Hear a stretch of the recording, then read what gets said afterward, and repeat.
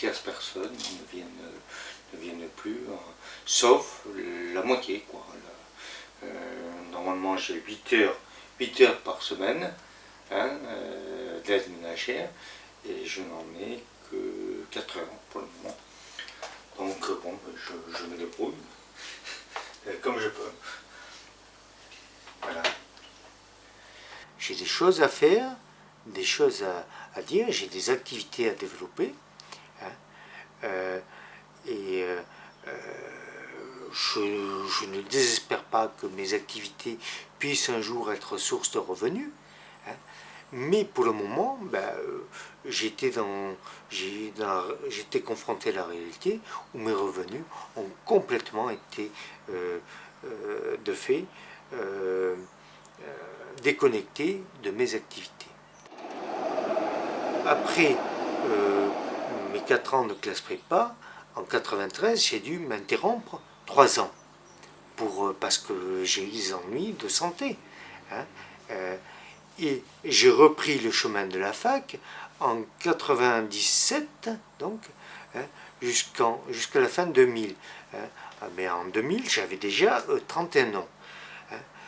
Là, j'ai essayé de faire ce qui me plaisait, c'est-à-dire de continuer ma formation au niveau des lettres classiques.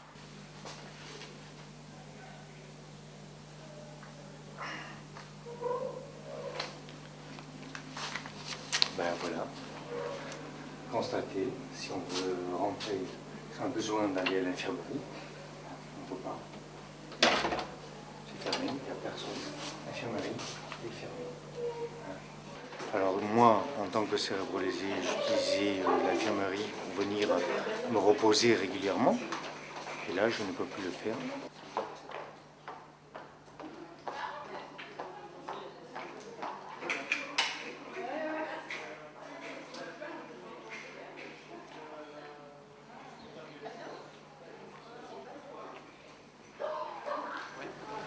Bonjour. Dis-moi, en tant que responsable du syndicat étudiant sur Bordeaux 3, je voudrais que tu nous expliques, que tu nous dises ce que tu penses de la suppression du poste d'infirmerie.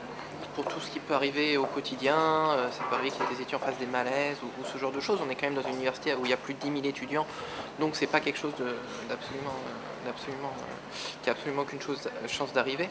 Et c'est vrai qu'aujourd'hui, la disparition de ce poste-là risque de poser ce genre de problème. Et bien sûr, on est là pour essayer de se battre pour justement remettre ce poste-là en place le plus rapidement possible. Et qu'est-ce que vous comptez faire donc? Aujourd'hui, on est dans une procédure notamment d'interpellation à la fois de la direction de l'université et puis plus largement au niveau de l'université de Bordeaux, au niveau du presse, etc. Parce que le problème, c'est que pas des compétences qui dépendent uniquement de l'université de Bordeaux 3. Il y a tout un ambroglio de structures qui s'entremêlent, et donc c'est vrai que c'est assez compliqué d'avoir tout simplement les interlocuteurs qui nous permettent de porter le plus efficacement possible ces revendications-là. Donc pour l'instant, on est dans une étape d'interpellation. D'accord. Moi-même, j'ai décidé aujourd'hui même de me mettre en grève de la faim, et notamment sur ce sujet. D'accord.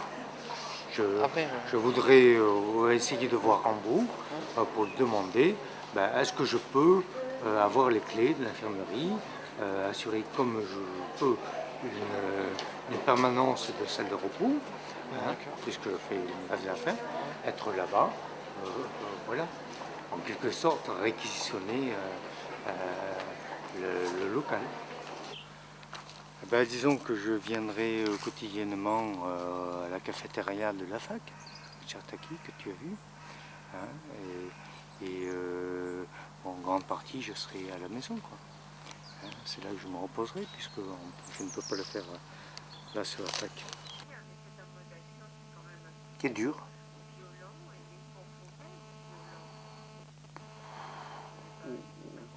Certes. Non, il n'y a pas d'autre moyen d'action. Là, pour le moment, il n'y en a pas d'autre. Si j'étais salarié, je pourrais faire grève. Hein, et je pourrais aussi avoir un syndicat. Hein, être syndiqué, faire grève de mon temps de travail. Donc, ça aurait des répercussions salariales, etc. Mais ça aurait des répercussions vis-à-vis de l'entreprise qui m'emploie. Or, ce n'est pas le cas. Faire grève en étant étudiant, ça ne sert à rien. J'ai été confronté dans le passé à des situations extrêmes au niveau vital. C'est pas quelque chose qui me fait peur. Voilà, le jeune n'est pas quelque chose qui me fait peur. D'accord. La présidence universitaire qui m'appelle, qui est très inquiète par rapport à mon état de santé, puisque je suis aussi étudiant. Et je pense que si elle le fait chaque jour, de me rappeler, ben, il y en a pour un petit moment, parce que je ne suis pas prêt d'abandonner ma grève de la faim. J'ai fait beaucoup d'études. Là, j'apprends aussi l'arabe un petit peu. Bon, je fais beaucoup d'études parce que à mes 17 ans, j'ai eu un grave accident et qui m'empêche d'accéder à une activité professionnelle. Je vis avec une partie du cerveau en moins. C'est comme si j'étais amputé du cerveau. J'ai eu une grave lésion cérébrale.